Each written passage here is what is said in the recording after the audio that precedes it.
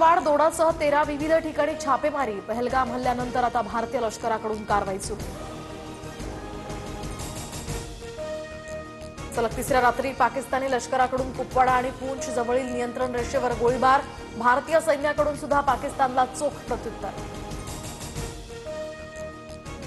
अरुणाचल प्रदेशातील लोंगडिंग या जिल्ह्यातील पंचाव भागामध्ये चकमक, तर 3 दहशतवादी यामध्ये ठार। 4 शस्त्रांसह दारुगोळाही जप्त। भारत पाक सीमेवरील पीक काढणी 2 दिवसात पूर्ण करा। तणाव वाढलेला असताना सीमा भागातील शेतकऱ्यांना बीएसएफचे निर्देश। पहलगाम हल्ल्यानंतर आता सीएसएमटी आणि पुणे स्थानकावर सुरक्षा यंत्रणा अलर्टवर। स्थानकांवर आता RPF, GRP, MSF, dog squad कडून संयुक्त गस्तीला सुरुवात। भारत आणि फ्रान्समध्ये 26 राफेल विमानांच्या खरेदीसाठी 63,000 कोटींचा करार। भारतीय नौदलाची ताकद यामुळे वाढणार।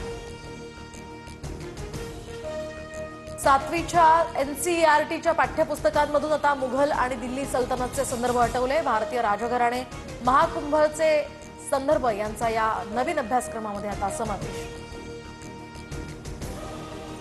पुणे विमानतळावर आता चहा 10 रुपयात तर कॉफी 20 रुपयात मिळणार। आजपासून उडाण यात्री कॅफेच्या माध्यमातून सेवा सुरू।